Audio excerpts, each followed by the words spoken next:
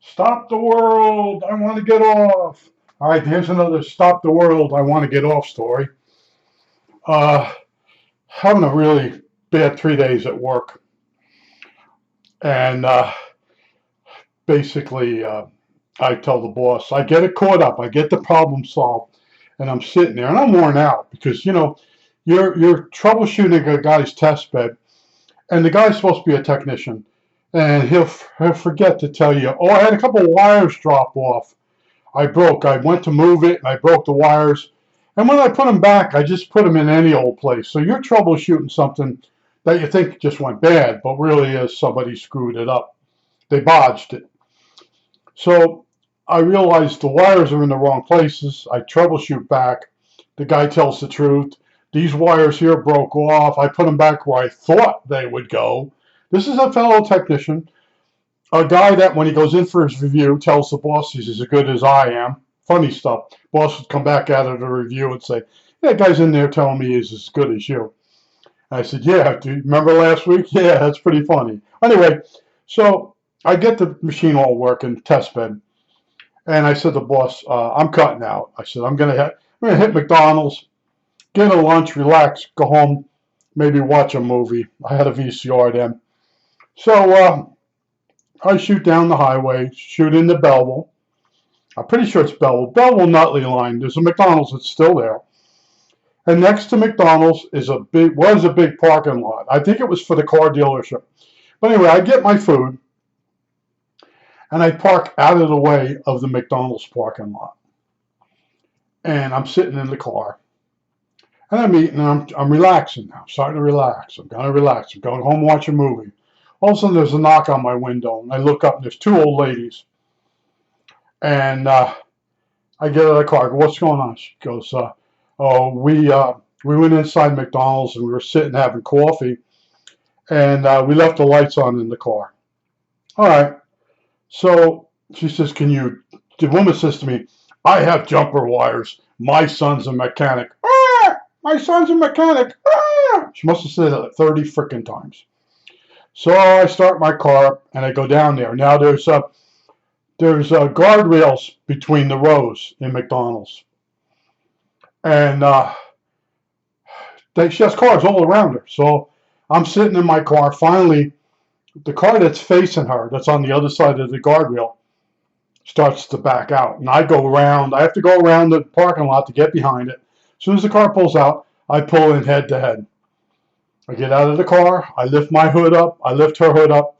She says, "Oh, I have jumper cables. My son's a mechanic." "Ah, he's a mechanic. Ah, ah, my son's a mechanic." Ah. So she comes out with them, and they still got the sleeve on them, and they're jumper cables. Well, we'll give it that. So as she's taking the cardboard sleeve off them, they're 3 foot long. And my car's on one side of a guardrail, her car's on the other. There's no way these jumper cables would work. The only way they would work is if one car had the battery on one side and the other car had the battery on the opposite side, and you pulled them in next to each other, those cables might be long enough. They're the impulse buy jumper cables that you buy at like Kmart. Kmart's gone now, but back then that's where you'd get a pair of jumper cables like that for like $4.99.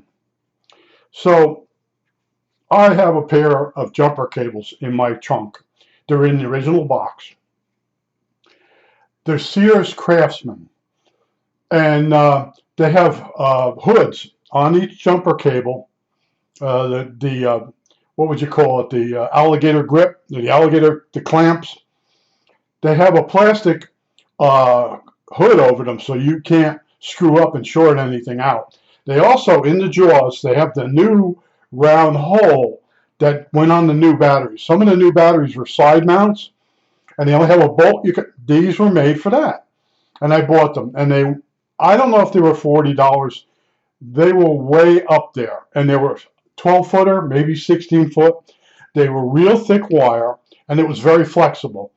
So I went and got mine. I brought the box out. I unfurled them.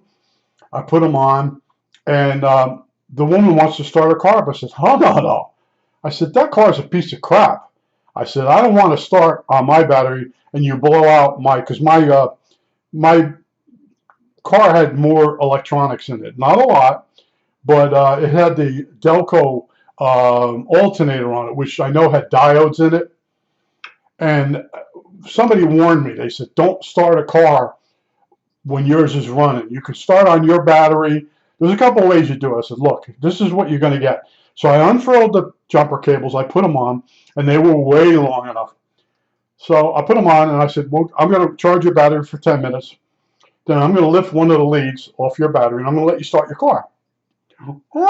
That's not how my son would do it. My son's a mechanic. He'd start it up right away. I said, I'll tell you one more time. I'm not going to ruin my car. I don't know who you are. I don't want to be stuck here. So I put the clamps on, and I'm running my car, idling. Hers is just sitting there. And I could tell it's taking a charge because when you lift one of the terminals off my car, you can hear my car change RPMs. So after 10 minutes, I lift my cables off, and I'm rolling them back up. I'm making sure there's no acid on the clamps. And she goes to take the box. What are you doing? And she says, those are my son. Let me do the voice. Those are my son's jumpers. I said, do you want to die here, right in this spot? Now, the woman that's with her going, don't you remember? Your jumper cables weren't long enough. The man was nice enough to... No, she was going to insist that she was going to leave with my jumper cables. I pulled the box out of her hand, and I put it in my trunk. And I got my car, and she's turning beet red. She's yelling at me. And, you know, her son's a mechanic. He wouldn't have shitty little jumper cables like she had. And I just drove away. I was like, call the police on me. Just call the police on me, you know, because in the box was the receipt for the Sears jumpers, probably with my debit card number on it or whatever. And, yeah, no, those are my sons. My son's a mechanic. And the other woman with her was like so embarrassed, you know. And I just said to her, I said, the car she's driving around is a piece of freaking shit. I'm all the way over there sitting minding my own business. And you two come over. You ask me for help. I sit in my car waiting for the spot to open up so I can get in there and jumper the car. And now, well, she's got problems. Yeah, I have problems too, lady. But it was funny. I just drove away. I'm like, look for the cops. And that's the way it ended. But they used to sell these near the cash register, like in an auto department. They sell these jumper cables. And they were wrapped around, and they had a cardboard sleeve over them. And on each side, one jumper cable stuck out, or a pair of jumper cables on either side of this cardboard sleeve. So you had no idea how many feet of wire was in that cardboard sleeve. And it was probably one turn. And when you take it out of the sleeve, they're maybe 3 foot long. Now, under certain circumstances, you could use those. They were also very thin wire because they were short. Everything was like wrong. But I'm like, my son's a mechanic. And at some point, now what I'd say to the person, well, why don't you call him up? I went through the same thing with people in the neighborhood. My son's in computers. Then why am I always over here? Why am I always over here? Well, he was here. He couldn't figure it out. And then the one time I tried to tell the guy what was wrong. He says he moved the programs to his new computer, but he couldn't open the programs up. I said, how did you move the programs over to new computer? Well, my son made a CD of the programs. I said, yeah. Now they're read-only. The main program will start, but all your files are read-only. You can't change them. So he moved them over, and then when he went to his spreadsheet to do his vacation, he couldn't make any changes. And I said to him, I said, you have to go in, and I think it was right-click in the old days, and then you change the properties. This guy's staring at me, you know. And I told his son, they couldn't figure it out. What happens is back in the old days, when you had to close the CD out, you couldn't leave it open originally. So all those files are read-only. So you can move them to another computer.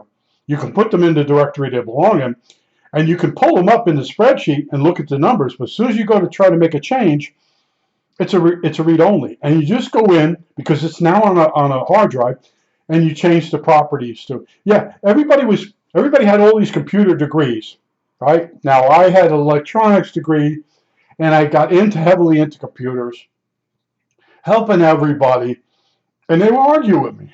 I said, I'm over here because you can't figure this out. It was like the time he wanted to change the VCR to get HBO. It was one of those VCRs that could get HBO. You just you push the button. You're in a certain location like A, B, C, or D, and you hold the button, and then you move the frequency.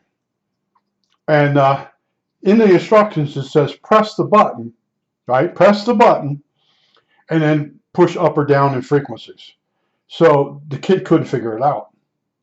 So they called me over, and I push the button, and I don't let go. Push the button, move up and down in frequencies, set it for HP. He goes, how did you do that? I said, in the instructions, when they were converted from Japanese to English, or whatever country it was back then, they said press the button. They really mean hold the button and then press it. Don't let go of the button. And he was pressing it, then doing the up and down arrows, and it wasn't working. He couldn't figure out why. A genius, a real genius. Okay, and that's all I deal with all the time. And I told you, I had neighbors that call me up late at night, 10:30 at night. My remote don't work. And I'd go over there with batteries, and they had the wrong remote. And then they get embarrassed, and they insult me. Well, why aren't you up this time? They could tell I was in bed. I was asleep. I said, it's like 11 o'clock at night. I said, I go to bed at 9. Well, why do you go to bed so early? Because I need my sleep so I can put up with fuckheads like you every fucking day. I think that's it. All right, that's it.